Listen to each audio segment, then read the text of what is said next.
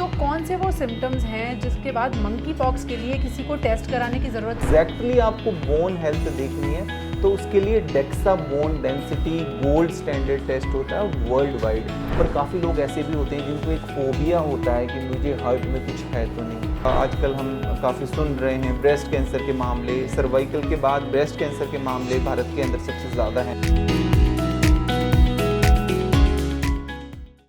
नमस्कार। अगर सिर्फ अपने देश की बात करें तो भारत में टियर 1 सिटीज़ यानी कि बड़े शहरों में ही 50,000 से ज़्यादा डायग्नोस्टिक सेंटर हैं, जबकि छोटे शहरों की बात करें तो 40,000 तो छोटे छोटे शहरों में भी हैं। इसका मतलब है कि टेस्ट की संख्या तो लाखों में होगी। अब सबसे बड़ा सवाल ये है कि आपको किस टेस्ट की ज़रूरत है, कब है और कब किस टेस्ट की ज़रूरत नहीं है। ऐसे बहुत सारे सवालों के जवाब के साथ आज हम हाजिर हैं। हमारे साथ डॉक्टर समीर भाटी हैं जो कि डायरेक्टर हैं स्टार इमेजिंग पैथ लैब्स के और पब्लिक हेल्थ एनालिस्ट भी हैं। डॉक्टर भाटी, सबसे पहले तो आज की बात करते हैं। मंकी पॉक्स अब लोगों को डरा रहा है, जैसे पहले कोरोना ने किसी समय में डराया था, लेकिन हम ये देख रहे हैं कि उतने केसेस नहीं हैं। तो कौन से वो सिम्टम्स हैं जिसके बाद मंकी पॉक्स के लिए किसी को टेस्ट कराने की ज़रूरत है और क्या टेस्ट अवेलेबल है? बिल्कुल बिल्कुल। देखिए, जैसे अभी हमने देखा था 2022 के अंदर मंकी पॉक्स के केसेस आ रहे थे, पर फिर इसको रीनेम कर दिया है एम पॉक्स करके। सो एम यहाँ पर वो किसको डिनोट कर रहा है, WHO वो तो अभी हम कह नहीं सकते, बट एम पॉक्स के लिए डेफिनेटली भारत में केस नहीं है। पर क्योंकि WHO ने एडवाइजरी कर दिया है इसको पब्लिक हेल्थ इमरजेंसी के तौर पे, पब्लिक हेल्थ कंसर्न के तौर पे, तो WHO का डेफिनेटली कुछ क्राइटेरिया होता है कि अगर कोई इस तरह का पेंडेमिक ग्लोबली स्प्रेड हो रहा है, जैसा हम देख रहे हैं कि पहले साउथ अफ्रीका में केसेस थे, बट अभी इंडिया के near by countries even Pakistan के अंदर भी केस डिटेक्ट हुआ है, तो इस वजह से थोड़ा अलर्ट घोषित कर दिया गया है। और डेफिनेटली ये तो इसमें देखा गया है कि ये उतनी ज़्यादा कंटेजियस नहीं है, तो कोविड से इसका कंपैरिजन नहीं है, उतनी तेज़ी से फैलता नहीं है। पर इसमें दो तरह के क्लेड है। जैसे हम कोविड में जो स्ट्रेन की बात करते थे, तो क्लेड 1B और क्लेड 2 करके, तो इस बार क्लेड 1B का बता रहे हैं ज़्यादा केसेस हैं, और थोड़ा सा बता रहे हैं कि उसकी सीवियरिटी और ट्रांसमिसिएबिलिटी थोड़ी कंपैरेटिवली उस वाले क्लेड से ज़्यादा है। तो इस वजह से जो स्क्रीनिंग और सतर्कता वाली बात की गई है, और इसीलिए ये एडवाइजरी की गई है, और इसकी वजह से ministry of health and family welfare ने जो एयरपोर्ट्स वगैरह पे थोड़ा एट रिस्क कंट्री से जो लोग आ रहे हैं उनकी स्क्रीनिंग एंड आइसोलेशन पे बात कही जा रही है। जिन लोगों को ये खतरा है कि कहीं उनके घर में बच्चों को या बड़ों को मंकी पॉक्स हो तो नहीं गया, कौन से सिम्टम्स उनको ध्यान में रखने हैं और कौन से टेस्ट वो करवा सकते हैं? बिल्कुल, देखिए, सबसे ज़्यादा ज़रूरी तो ये है कि किसी तरह से पैनिक नहीं होना कई बार, क्योंकि एक राइट इन्फॉर्मेशन, सही इन्फॉर्मेशन लेना ज़रूरी है। क्योंकि कई बार जब भी कोई नई तरह का वायरस आता है तो मिस इन्फॉर्मेशन बहुत ज़्यादा स्प्रेड होती है। तो सही इन्फॉर्मेशन के लिए वो सही सोर्स से उसको वेरीफाई करें, ministry of health and family welfare या WHO की साइट से देखें। और लक्षणों के देखिए, जहाँ तक बात करें तो इसमें लक्षण, क्योंकि ये भी एक वायरल बीमारी है, और वायरल बीमारियों में आमतौर पर पूजा जी हम देखते हैं कि लक्षण वो उसी तरह के होते हैं, बुखार, आपका बॉडी एक, तो लक्षण उसी तरह के होंगे। इसमें एक अलग लक्षण जो आता है, जो और वायरल बीमारियों में नहीं आता, वो आता है आपके रैशेस, चकत्ते जैसे ऐसे बन जाएंगे आपके।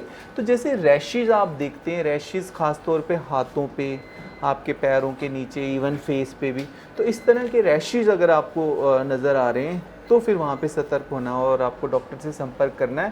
पर ख़ास तौर पे वो लोग जो फ्रीक्वेंट ट्रैवल करते हैं और ऐसी जगह पर ट्रैवल कर कर आए हैं जिन कंट्रीज़ के अंदर ऑलरेडी स्प्रेड है, तो वो थोड़ा विशेष तौर पे ध्यान रखें। और इसमें एक चीज़ और भी है कि ऐसा नहीं है कि अगर आप किसी के कांटेक्ट में आए हों जिसको पहले से एम पॉक्स है तो सिम्टम आपको अचानक से आएंगे। सिम्टम आने में करीबन 1 दिन से लेके 21 दिन तक का समय लग सकता है। तो एट रिस्क कंट्री से आप आएँ तो फिर ज़रूर थोड़ी चीज़ों के ऊपर ध्यान रखें। और कुछ जैसे इस तरह की मिस इन्फॉर्मेशन है कि भाई ये जानवरों के थ्रू, बिकॉज ये एक जूनोटिक डिजीज़ है जो एनिमल से ह्यूमन में आया, बट अभी फिलहाल ह्यूमन टू ह्यूमन ट्रांसमिशन हो रहा है। और दूसरा एक थोड़ी मिस इन्फॉर्मेशन स्प्रेड हो रही है कि ये कंटेजियस है एक दूसरे से, ड्रॉपलेट इन्फेक्शन। हाँ, ड्रॉपलेट इन्फेक्शन है, पर प्रोलॉन्ग्ड एक्सपोजर कि फॉर एग्जांपल मैं और आप बात कर रहे हैं और हम बहुत 4-5 घंटे तक लगातार हम बात कर रहे हैं, तो संभावनाएं बढ़ जाती है। बिल्कुल,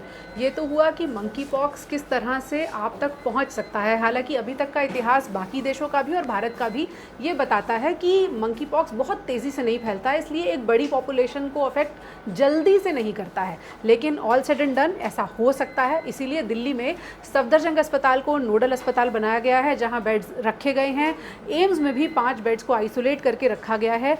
टेस्ट कौन से करा सकते हैं, किस तरह से उसकी टेस्टिंग की जाती है, कितने दिन में नतीजा आ सकता है? एग्जैक्टली देखिए, टेस्टिंग की बात करें तो इस तरह की लोगों के मन में क्वेश्चन रहते हैं कि कहाँ से कराएं। फ़िलहाल इसका जो जांच है वो गवर्नमेंट अस्पताल में अवेलेबल है। जैसे कोविड के शुरुआती दिनों में हमने देखा था NIV पुणे, तो अभी ऐसे जो भी सस्पेक्टेड सैंपल है फ़िलहाल उन सैंपल्स को वहीं पर भेजा जाता है। और उसी तरह की सैम्पलिंग, जैसे कि जहाँ पर लीजन लग रहा है आपको चक्कत्ता से, तो वहाँ से लीजन या फिर किसी तरह का स्वैब हो सकता है, वो नेजल या ओरोफेरिंजियल स्वैब। खास तौर पे बेटर सैंपल वहीं से होता है जहाँ पे लीजन दिखा, हाँ, जहाँ पे रैशेस है, और उस सैंपल को फिर वो वहाँ पर भेजते हैं। और वो सैंपल लेने का तरीका वही पूरी तरह से PPP किट वगैरह पहनकर और ऐसा लिया जाता है। पर इसमें अभी एक और एडवांसमेंट हुआ है, क्योंकि 2022 में भी केसेस देखे गए थे, तो इस चीज़ को लेके भारत सरकार ने बाकी और कंपनियों से भी बात की है। तो कुछ प्राइवेट कंपनीज़ हैं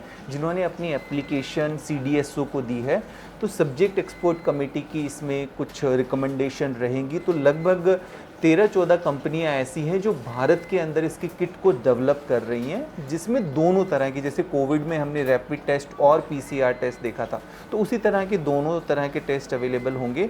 तो आगे आने वाले समय में अगर इस तरह से, जैसा ग्लोबल वार्मिंग बढ़ रही है और आजकल कोई डिजीज़ का हम देख रहे हैं ग्राफ हर समय बढ़ ही रहा है, और हमारा एक्सपोजर वाइल्ड एनिमल से और सबसे भी ज़्यादा बढ़ रहा है, तो वो सब ग्लोबल वार्मिंग को देखते हुए जो है गवर्नमेंट भी ज़्यादा प्रोएक्टिव है। तो मैं समझता हूँ ये किट्स इसकी डेवलप होगी तो प्राइवेट लैब में भी टेस्ट उपलब्ध होगा। बिल्कुल, मंकी पॉक्स एक ऐसा खतरा है जिसके लिए हम आने वाले समय के लिए तैयार हो रहे हैं और अभी से अस्पताल अलर्ट पर हैं, बेड्स रिजर्व रखे गए हैं। आने वाले समय में प्राइवेट सेक्टर में टेस्टिंग किट्स भी आने वाली हैं, इसलिए अभी खतरे की उतनी बात नहीं है। लेकिन अगर हम आज की तारीख में बात करें, मॉनसून का सीज़न चल रहा है, डेंगू ऑलरेडी फैला हुआ है और बहुत सारी बीमारियों के लिए ये सबसे बेहतरीन सीज़न कहा जाता है। तो अगर हम आपसे यहाँ, जैसे हम देख रहे हैं बहुत सारे लैब टेस्ट अलग अलग जगह पर चल रहे हैं, इस सीज़न में सबसे ज़्यादा किन बीमारियों का ट्रेंड देखने में आ रहा है जिससे लोगों को सावधान होना चाहिए और किस तरह की टेस्टिंग के बारे में उन्हें सोचना चाहिए? जी, ये बता दूं कि जैसे जब से आजकल हम देख रहे हैं जो मौसम में बदलाव आया है, पूरा ग्लोबल वार्मिंग, तो पहले कई बार हम देखते थे कि कुछ जैसे H1N1 एक समय होता था कि उस समय इस तरह के रेस्पिरेटरी इन्फेक्शंस बढ़ रहे हैं। कई बार हम देखते थे कि मॉनसून के अंदर ही मलेरिया और इस तरह के केसेस देखे जा रहे हैं। ये जो वाटर बॉर्न डिजीज़ है, जो पेट से संबंधित समस्याएं बढ़ रही, पर आजकल थ्रू आउट ईयर देखते हैं, आप देखेंगे फिलहाल अगर हम दिल्ली की भी बात करें तो इस समय बारिशें मार्च से शुरू हो गई थी और बहुत अधिक बारिश हुई है। तो जो ये मौसम में बदलाव आया है, इसकी वजह से जो बीमारियों का भी ट्रेंड है वो भी चेंज हो गया है। तो थ्रू आउट ईयर हम देखते हैं डिफरेंट, हाँ, बट ये ज़रूर है कि कुछ स्पाइक होता है। इस समय की फ़िलहाल जैसा भी बात कर रहे हैं आप, तो इस समय हमारे पास ज़्यादा टाइफाइड के केसेस एक बढ़ जाते हैं, जो कि आपकी वाटर से संबंधित बीमारियां हैं, वाटर बॉर्न डिजीज़ है किसी भी तरह की, तो गैस्ट्रो इंटेस्टिनल प्रॉब्लम। और जैसे अभी हमने हेपेटाइटिस डे बनाया था, तो उसमें भी हम लोगों को अवेयर कर रहे थे कि हेपेटाइटिस ए और हेपेटाइटिस ई के केसेस भी बढ़ जाते हैं, वो भी एक वाटर बॉर्न है, तो मॉनसून के समय वो भी बढ़ जाते हैं। और जैसा कॉलरा वगैरह के केसेस भी देखने को मिलते हैं। बहुत ज़्यादा है, मच्छर बढ़ जाते हैं, इसीलिए डेंगू बढ़ जाता है। एग्जैक्टली, तो डेंगू का बेसिकली क्या है कि डेंगू ऐसा नहीं है कि वो कोई गंदे पानी में पनपता है, वो तो साफ़ पानी में पनपता है। तो इस वजह से डेंगू ज़्यादातर क्या है कि वो हमारे घर के अंदर ही हम जैसे इंडोर प्लांट्स वगैरह रखते सकते हैं, और कहीं पर भी नमी है, कहीं भी थोड़ा पानी कलेक्ट है तो वहीं पर ही मॉस्किटो डेवलप होना शुरू हो जाता है। तो जैसे अभी दिल्ली में भी गाइडलाइंस बनाई है कि भाई बच्चे फुल बाजू के कपड़े वगैरह पहने, तो उसमें तो हम जितना हो सके प्रिवेंशन के ऊपर ध्यान दें। बट येस, ह्यूमिडिटी एक बहुत बड़ा रीज़न रहता है डेंगू मच्छर के पनपने का, तो डेंगू से तो जितना हो सके। बट डेंगू में एक सबसे अच्छी बात यह है कि एक तो लक्षणों को हम आराम से डिफ्रेंशिएट कर सकते हैं, क्योंकि जो डेंगू के लक्षण के लिए कई बार जब टेस्ट कराने आते हैं, आमतौर पे उन पेशेंट के उसी तरह के लक्षण होते हैं कि उनके जॉइंट्स में बहुत पेन होता है, मसल्स में बहुत पेन होता है, सर में दर्द और आँख के पीछे का दर्द। तो इस तरह के कुछ क्लासिकल सिम्टम आमतौर पे डेंगू वाले पेशेंट्स बताते हैं। कौन से टेस्ट आप करते हैं डेंगू? यस, तो डेंगू में सबसे बेस्ट पार्ट ये है कि आपको पहले दिन ही अगर सिम्टम हो रहा है, ऐसा लग रहा है और आपको लग रहा है कि आपके पर्टिकुलर एरिया में डेंगू फैला हुआ है, तो एक सिंपल सा टेस्ट होता है जिसको NS1 एंटीजन टेस्ट कहते हैं। उसके ज़रिए पता लगाया जा सकता है, पर उसमें ऐसा कुछ नहीं है कि आपको 2 दिन वेट करना है, 3 दिन वेट करना है। फर्स्ट डे जिस दिन सिम्टम है उसी दिन आप टेस्ट करा सकते हो, पर उसमें ये आप खास तौर पे ध्यान रख लें, बिकॉज गवर्नमेंट ने भी इसमें स्पेसिफिकली एडवाइजरी जारी की है कि ये एलाइजा मेथड से हो तो वो ज़्यादा एक्यूरेट है। कई बार NS1 एंटीजन आप कराते हैं रैपिड से, तो उसमें फॉल्स पॉजिटिव आने की संभावनाएं बढ़ जाती है।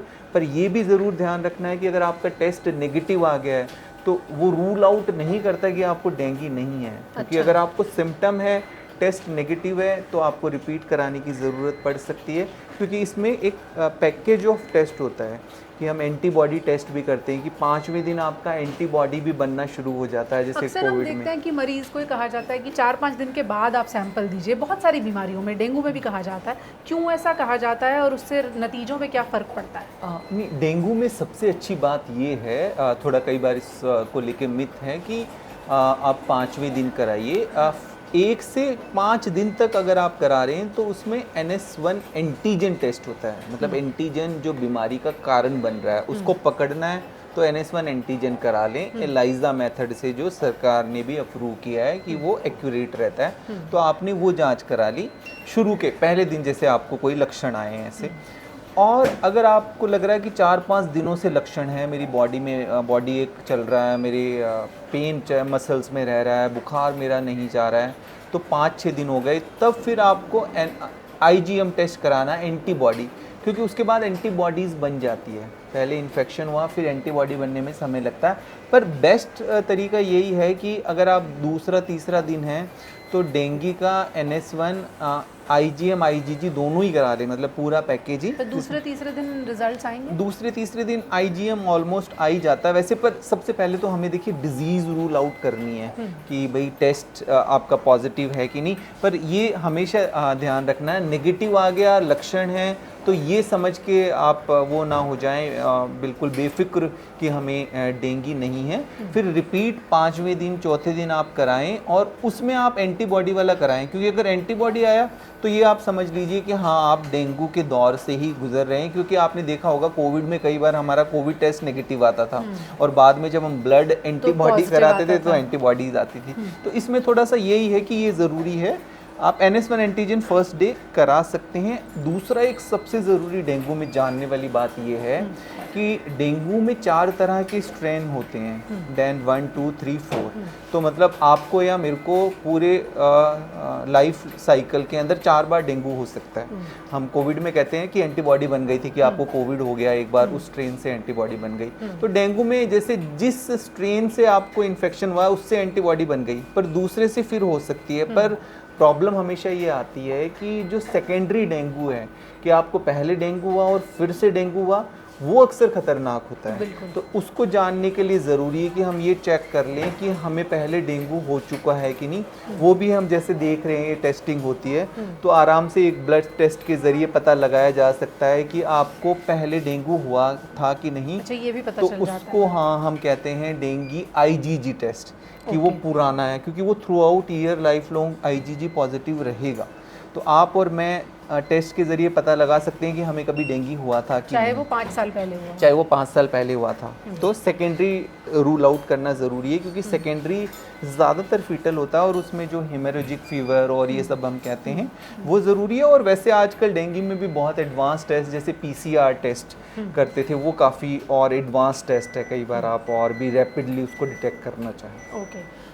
भारत का पैटर्न ये बताता है कि हर चौथे साल डेंगू बहुत तेज़ी से फैलता है, कई लोगों के मामले में जानलेवा साबित होता है, खासतौर पर जिन लोगों को दूसरी या तीसरी बार डेंगू की बीमारी हो गई हो उनके लिए वो जानलेवा साबित हो सकता है। डेंगू की वैक्सीन पर भी काम चल रहा है, कितना बचाव करेगी और क्या लोगों को लगवा लेना चाहिए अगर कभी हुआ है या नहीं हुआ है? हाँ, अभी डेंगू की वैक्सीन भारत के अंदर फ़िलहाल अभी उपलब्ध नहीं है, विदेशों के अंदर डेंगू की वैक्सीन उपलब्ध है। पर हाँ, भारत के अंदर जैसे अभी उसके ऊपर चल रहा है, फेजेस ट्रायल चल रहे हैं, तो मैं समझता हूँ कि कुछ समय के बाद वो रोल आउट हो जाएगी। और उसमें सबसे बेस्ट पार्ट रहेगा अगर वो हमारा जो नेशनल इम्यूनाइजेशन प्रोग्राम है, जिसको हम मिशन इंद्रधनुष कहते हैं, और छोटे बच्चों का जो वैक्सीनेशन वाला प्रोग्राम होता है, तो आई थिंक उसमें अगर उसको शामिल कर दिया जाए तो बेटर है कि बच्चा पहले से ही प्रोटेक्टेड हो बाद में, कि क्योंकि कौन से स्ट्रेन से कितनी बार हम ऑलरेडी एडल्ट बड़ी एज में तो इन्फेक्टेड हो ही चुके होते हैं, और छोटे बच्चों में कई बार क्या होता है ना, सिम्टम्स भी हम रिकॉग्नाइज नहीं कर पाते, और उतनी प्रिकॉशन की जो हम बात कर रहे हैं कि फुल स्लीव्स के कपड़े पहनने हैं, आपको कोई भी किसी भी तरह का क्रीम लगाना है, वो बच्चे वो नहीं फॉलो कर पाते। तो बच्चों से आई थिंक अगर वो रोल आउट हो, बट पहले उसका सेफ्टी, एफिकेसी, वो सब कुछ हमारी डेमोग्राफी के अकॉर्डिंगली क्लियर हो जाए, subject expert committee DCGI final approval दे दे, तो उसके बाद। बट फिलहाल तो मैं समझता हूँ प्रिवेंशन और स्क्रीनिंग समय से करना ज़्यादा ज़रूरी है। वो इसलिए भी ज़रूरी है क्योंकि डेंगू के मामले में दवाओं का बहुत लिमिटेड रोल होता है। सिम्टोमेटिक रिलीफ वो आपको देती हैं, श्योर शॉट दवाई जो डेंगू का इलाज कर सके वो अभी भी मौजूद नहीं है। अब थोड़ा सा मुद्दा बदलते हैं। भारत में क्रिकेटर्स की बोन हेल्थ यानी उनकी हड्डियां कितनी मजबूत हैं मैदान पर दौड़ने और क्रिकेट खेलने के लिए, उसके लिए BCCI ने डेक्सा स्कैन को ज़रूरी कर दिया है। क्या होता है डेक्सा स्कैन और उसका हमसे आपसे क्या लेना देना है? क्या आपकी और मेरी हड्डियों की सेहत को भी डेक्सा स्कैन बता सकता है? ये समझने की कोशिश करते हैं। डेक्सा स्कैन की अक्सर बात होती है, कितना अहम है एथलीट्स के लिए और आम लोगों के लिए, और कैसे ये टेस्ट किया जा सकता है? बिल्कुल बिल्कुल। देखिए, चाहे स्पोर्ट्स पर्सन की बात करें, क्रिकेटर की बात करें, या किसी को मैराथन रन करना उनकी बात करें, या ज़्यादातर हम जिमर्स की बात करते हैं, जो जिम जाते हैं लोग, कई बार वो इस टेस्ट के लिए इंक्वायरी करते हैं। और ख़ास तौर पे हमारे पास फ़िलहाल इस टेस्ट के लिए तो महिलाएं आती है मेनोपॉज के बाद, क्योंकि उनमें कई बार ऑस्टियोपोरोसिस, कमज़ोर हड्डियों की प्रॉब्लम देखने को मिलती है, या कई बार बुजुर्ग लोग, सीनियर सिटीजन, वो ये टेस्ट कराने के लिए आते हैं कि उनको किसी तरह से फॉल हुआ, वो गिरे और हड्डी में फ्रैक्चर हो गया, और तब उनका टेस्ट करते हैं, तब पता लगता है कि इनको ऑस्टियोपोरोसिस था। तो ऑस्टियोपोरोसिस एक हड्डियों की बीमारी जिसमें हड्डियों में बोन मिनरल डेंसिटी कम हो जाती है, और उस टेस्ट के ज़रिए पता लग जाता है। पर ज़्यादातर लोगों में पूजा जी कन्फ्यूजन क्या बनी रहती है कि बोन टेस्ट कराने के लिए हम ब्लड में कैल्शियम टेस्ट करा लें। देखिए, कैल्शियम टेस्ट कराने से बोन हेल्थ का आपको नहीं पता लगेगा। कैल्शियम तो एनी हाउ आपका वैसे बढ़ता है या कम होता है, तो उसके और दूसरे कई कॉम्प्लिकेशन होते हैं। एग्जैक्टली आपको बोन हेल्थ देखनी है तो उसके लिए DEXA bone density gold standard test होता है वर्ल्ड वाइड। अब जैसा आप क्रिकेटर्स की बात कर रहे हैं और एथलीट्स की बात कर रहे हैं, तो उनमें डेक्सा का काफ़ी महत्वपूर्ण रोल आ जाता है कि डेक्सा आपकी बोन हेल्थ के साथ साथ, मतलब बोन की डेंसिटी, बोन की मिनरल डेंसिटी के साथ साथ ये बताता है कि आपकी फैट परसेंटेज किस तरह से है, यानी हड्डी में मजबूती कितनी है ये बताता है। तो हड्डी की मजबूती तो हमने बोन मिनरल डेंसिटी से बता दिया, क्योंकि इसका नाम ही BMD टेस्ट है। हड्डी की मजबूती के साथ साथ फैट आपका बताएगा कि फैट डिस्ट्रीब्यूशन कैसा है आपका। कि कई बार हमारा फैट पर्टिकुलरली थाइज में ज़्यादा है, ओवरऑल बॉडी में फ़ैट डिस्ट्रीब्यूशन कैसा है, या एब्डोमिनल एरियाज़ में आपका फ़ैट ज़्यादा है, या और पर्टिकुलर शोल्डर एरिया में किस एरिया में ज़्यादा है। तो एक वो कई बार हेल्प कर जाता है टेस्ट आपको कि मुझे पर्टिकुलरली इस फैट पे थोड़ा काम करना है, तो फैट डिस्ट्रीब्यूशन उसमें क्लियर आ जाता है।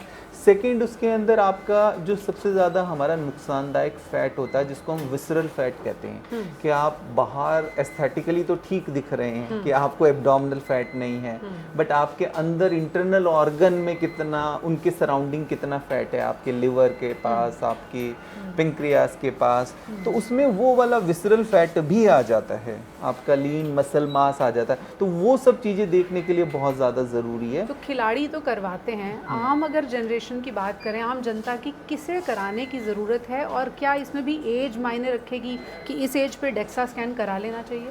आजकल की लाइफस्टाइल को देखते हुए तो मैं समझता हूँ सभी को कराना चाहिए। कुछ लोग हैं जिनको तो बहुत ही ज़रूरी है, ख़ासतौर पे महिलाओं को बहुत ज़्यादा ज़रूरी है।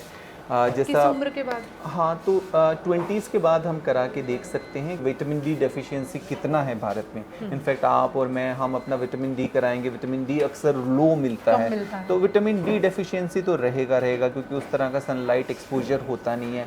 डाइट भी हमारी उस तरह की होती नहीं है कि जिसको हम बोलें कि हमारी बोन हेल्थ के लिए ठीक है। बोन हेल्थ को ज़्यादातर हम उस तरह से इग्नोर ही करते हैं। तो एक तो ख़ास तौर पे महिलाएं ज़रूर करा लें। दूसरा, वो लोग जो वेट लॉस का कोई प्लान कर रहे हैं कि जैसे वेट लॉस के अंदर कई तरह की डाइट्स को फॉलो करते हैं और उनका खाना बहुत कम हो जाता है, बहुत लॉन्ग आवर्स तक फास्टिंग करते हैं, तो उनमें कई बार ये डेफिशिएंसीज हो जाती है। तो वेट लॉस के प्रोग्राम वाले लोगों को डेफिनेटली अपना डेक्सा बोन डेंसिटी कराना चाहिए।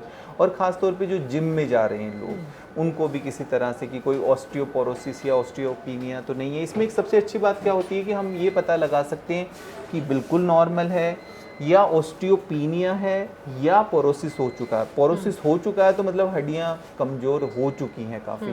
पीनिया मतलब कमज़ोर हो रही है। जैसे डायबिटीज़ की बात करते हैं ना कि बॉर्डर लाइन डायबिटिक है कि आप डायबिटिक हो चुके हो, तो इसमें पीनिया पता लग जाता है कि पहले से है कि नहीं। पर जितने डेक्सा हम करते हैं, ज़्यादातर भारतीयों में देखा जाता है पीनिया आमतौर पे सबको कितनी देर निकलता लगती है एक डेक्सा स्कैन में? खाली पेट आना है, कैसे होता है? बहुत ही एक साधारण सा टेस्ट है पूजा जी। ये बिल्कुल, इसमें ना तो कोई इंजेक्शन लगाने की ज़रूरत है, ना ही किसी तरह का कोई पेन इस टेस्ट के अंदर होता है।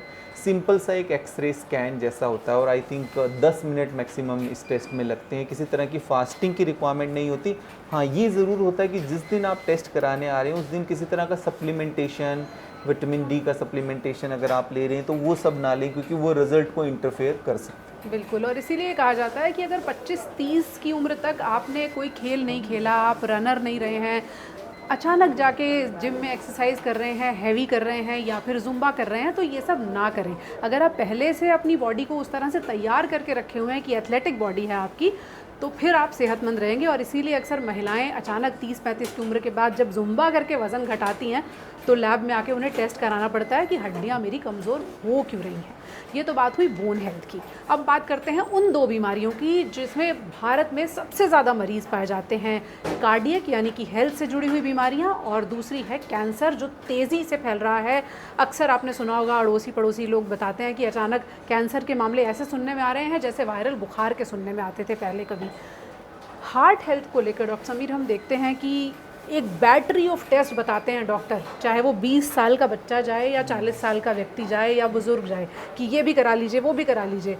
तो अगर बेसिक हार्ट स्क्रीनिंग किसी को करानी है, उसके लिए सही उम्र क्या होनी चाहिए और टेस्टिंग कौन सी करनी चाहिए? देखिए, हार्ट टेस्ट को लेके अभी लोग थोड़े अवेयर तो हैं, और ख़ास तौर पे अगर मैं बात करूं लैब की, तो हमारे पास आप देखेंगे कि इंक्वायरीज ज़्यादा आती है जब कोई सेलिब्रिटी को किसी तरह की प्रॉब्लम होती है। उस टाइम सबसे ज़्यादा इंक्वायरी हमारे पास होती है जब सोशल मीडिया पे ऐसी कोई भी बात सर्कुलेट होती है। लोग आते हैं, पर काफ़ी लोग ऐसे भी होते हैं जिनको एक फोबिया होता है कि मुझे हार्ट में कुछ है तो नहीं, है ना। तो इस तरह के दोनों तरह के, बट जो राइट टेस्टिंग और राइट एज की बात है, देखिए इसमें सबसे ज़रूरी है, अभी जैसे कार्डियोलॉजिकल सोसाइटी ऑफ इंडिया ने थोड़ी गाइडलाइंस रिवाइज़ की है, और मैं समझता हूँ रिवाइज गाइडलाइंस होती रहनी चाहिए हमारी डेमोग्राफी के हिसाब से, क्योंकि कई बार हम अमेरिकन हार्ट एसोसिएशन की और बाकी दूसरी गाइडलाइंस को फॉलो करते हैं, पर हमारी जेनेटिक्स डिफरेंट है। आप देखेंगे भारतीयों में तो सारी रिसर्च ये शो करती है कि हम लोगों की जो वेसल्स है, इवन वेसल मतलब जो नसें जो हार्ट को ब्लड सप्लाई करती है, वो थिन होती है। अगर आप यूरोपियन कंट्रीज़ के मुकाबले में बात करेंगे तो आपकी थिन वेसल्स है, थिन कोरोनरी आर्टरीज़ है, तो तो निश्चित तौर पे जो प्लाक भी है वो जल्दी आपका बनेगा। और उसके जो रिस्क फैक्टर क्या है, प्लाक का मतलब दर्शकों को समझाएं तो प्लाक इस तरह की एक चीज़ होती है जिसमें कोलेस्ट्रॉल आपका जमा हो रहा है, आपका ब्लड प्रेशर बढ़ा हुआ है, तो किसी वजह से इंजरी हो रही है आपकी वेसल में जो आपके हार्ट को ब्लड सप्लाई कर रही है, तो उसको प्लाक कहते हैं। और आमतौर पे हार्ट अटैक का कारण वो उसी तरह का प्लाक होता है। तो देखिए सबसे ज़रूरी टेस्ट है उसमें, जैसे कार्डियोलॉजिकल सोसाइटी ऑफ इंडिया ने कहा है कि लिपिड प्रोफाइल सबको कराना मैंडेट है, और उसके लिए एज भी उन्होंने स्पेसिफाई कर दी है कि 18 साल की उम्र से ही आप अपना लिपिड करा लें, क्योंकि ज़्यादातर शुगर हम करा लेते हैं, ब्लड प्रेशर करा लेते हैं, तो उसमें अपना एक लिपिड टेस्ट ज़रूर ऐड करें। लिपिड प्रोफाइल एक साधारण ब्लड टेस्ट की तरह होता है जो मोटे तौर पे आपके शरीर में कोलेस्ट्रॉल के अलग अलग लेवल्स को, ट्राइग्लिसराइड्स को बताता है, जो मोटे तौर पर आपकी हार्ट हेल्थ को थोड़ा बहुत इंडिकेट करके बता सकता है कि ब्लड के हिसाब से आपके शरीर में जो दिल धड़क रहा है उसकी सेहत कैसी है। फिर कब जाकर एडवांस टेस्ट की ज़रूरत पड़ती है कि किसी को ईसीजी भी कराना है, टीएमटी भी कराना है, वो कब कराना चाहिए? बिल्कुल, तो लिपिड प्रोफाइल के अंदर बस एक पैरामीटर ज़रूर देख लें, एलडीएल टेस्ट होता है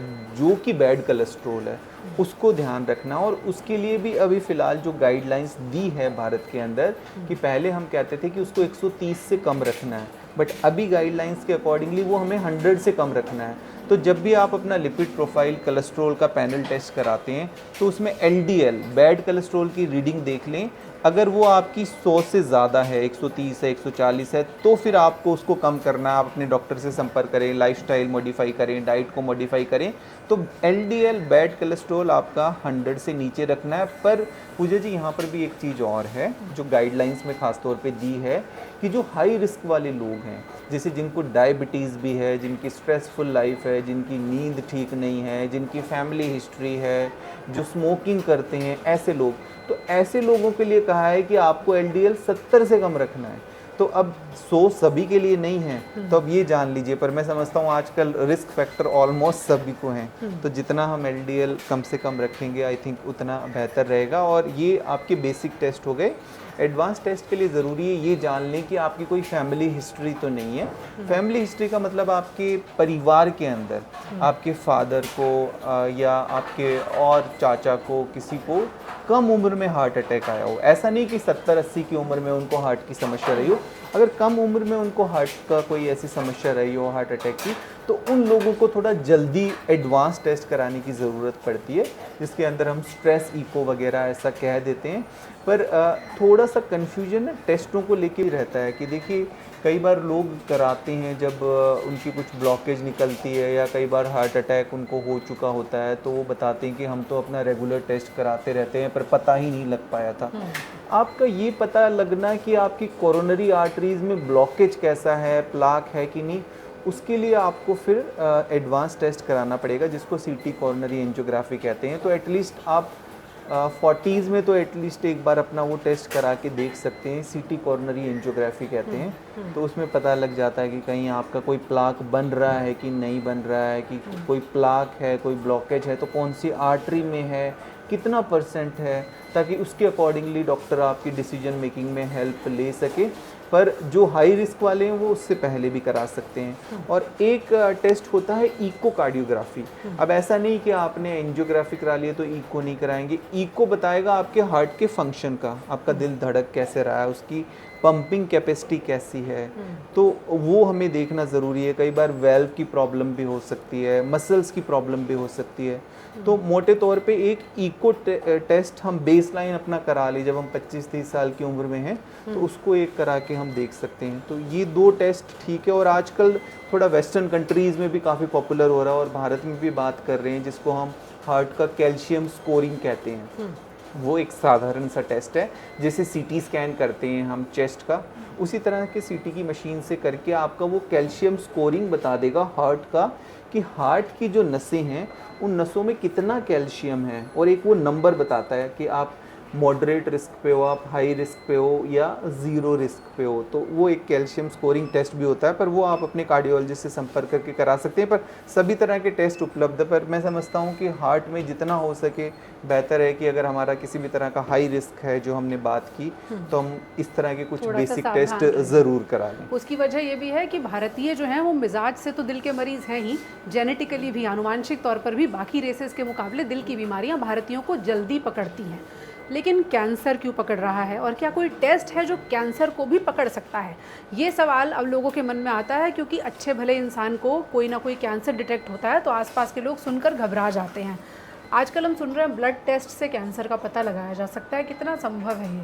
हाँ, देखिए कैंसर को लेके जैसे पहले क्या होता था, अभी हम जैसे आज लैब में हम बात कर रहे हैं, हम महीने के अंदर कोई कैंसर का पेशेंट डिटेक्ट हुआ करता था, फिर हफ्ते के अंदर। पर आजकल के समय तो एक बहुत ही रूटीन सा हो गया है कि डेली कैंसर केसेस डिटेक्ट होते रहते हैं। और पूजा जी एक और इसमें ये आपको मतलब सरप्राइज़ होगा कि कई बार लोग प्रिवेंटिव हेल्थ चेकअप कराने आते हैं और उसमें कैंसर डिटेक्ट होता है। मतलब कैंसर में ऐसा नहीं है कि ज़रूरी है आपको कोई लक्षण ही आए। तो इस वजह से जैसे सरकार भी इस चीज़ के लिए और मीडिया के ज़रिए भी और भी जो NGOs हैं वो इस चीज़ को प्रमोट कर रही हैं, मोटिवेट कर रही हैं लोगों को कि गवर्नमेंट ने कुछ साइंटिफिक कम्युनिटी ने कुछ चीज़ें आपको रिकमेंड की है जो स्क्रीनेबल हैं, जो करानी चाहिए।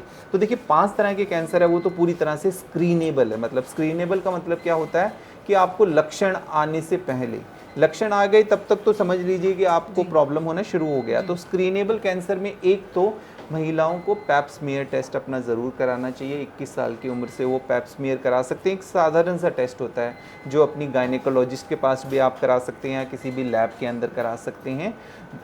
दूसरा फिर उसमें एक HPV DNA जब आप 30 की उम्र में पहुंच जाते हैं वो ज़रूरी है। तीसरा जैसा कि आजकल हम काफ़ी सुन रहे हैं ब्रेस्ट कैंसर के मामले, सर्वाइकल के बाद ब्रेस्ट कैंसर के मामले भारत के अंदर सबसे ज़्यादा हैं महिलाओं के अंदर।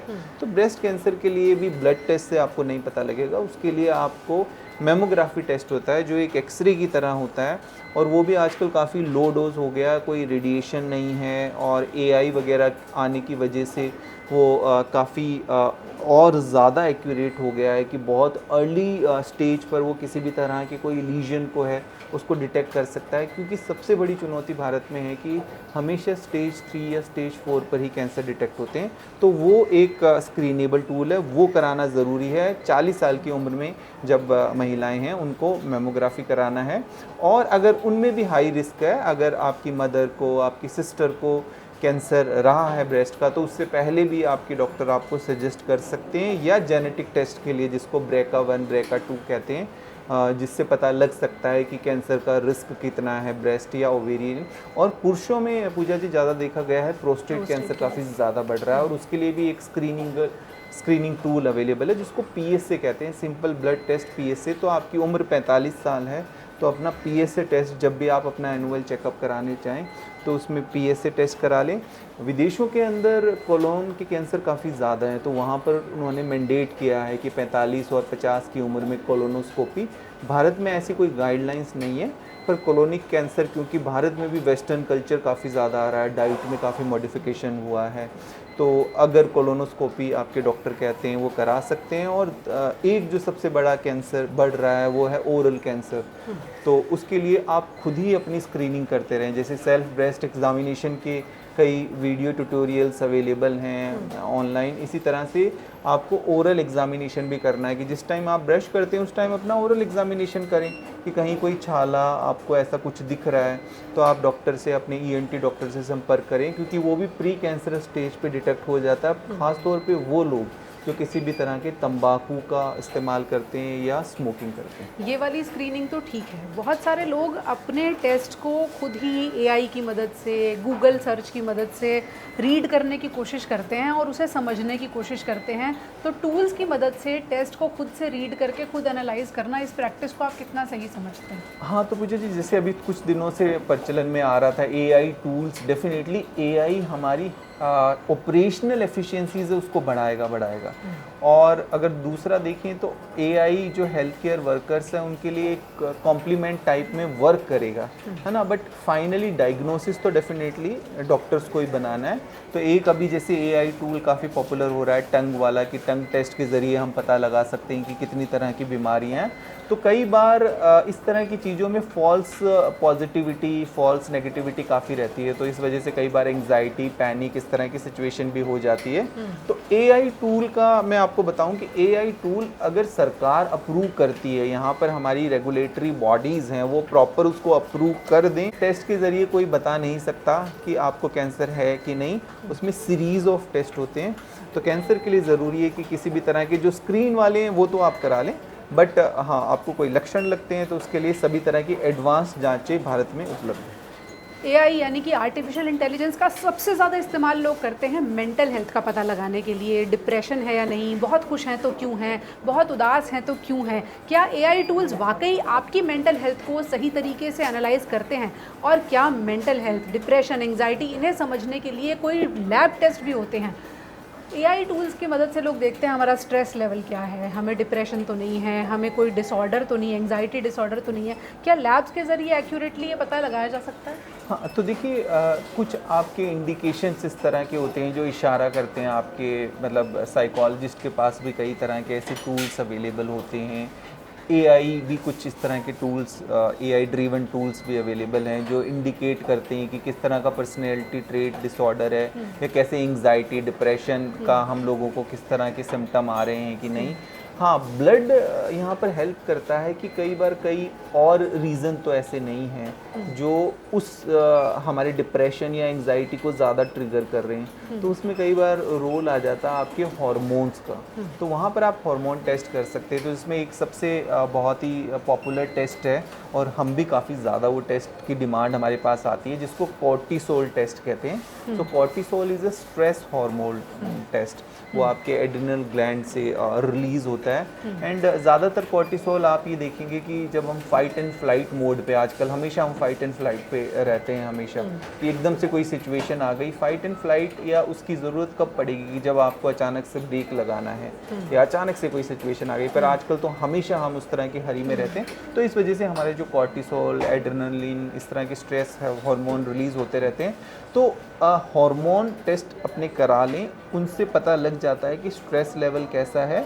और कुछ और इंडिकेटर्स लैब में अवेलेबल होते हैं जिनके ज़रिए पता लग जाता है कि बॉडी में इनर स्ट्रेस कैसा है, जैसे इन्फ्लेमेटरी मार्कर्स। कई बार कोविड में जैसे हम सीआरपी वगैरह करते थे, तो ऐसे इन्फ्लेमेशन वाले टेस्ट होते हैं। सीआरपी हो गया, होमोसिस्टिन लेवल, मेंटल हेल्थ को भी तो बता वो अगर इन्फ्लेमेशन बढ़ रहा है तो इसका मतलब कहीं ना कहीं आपका स्ट्रेस लेवल, आपका स्लीप डिस्टर्ब्ड है, कुछ ऐसा कॉज है जो ट्रिगर कर रहा है मेंटल हेल्थ को। मतलब इनडायरेक्टली हम ऐसा नहीं कह सकते कि लैब रिपोर्ट देख के बता दिया जी आपको depression, anxiety, no no no, वो आपको एक इशारा देगा कि कहीं ना कहीं बॉडी में कुछ इम्बैलेंस चल रहा है। तो एआई से नहीं, अपनी अकल के हिसाब से अगर हम काम करेंगे तो अपनी हेल्थ को ठीक तरह से एनालाइज कर पाएंगे।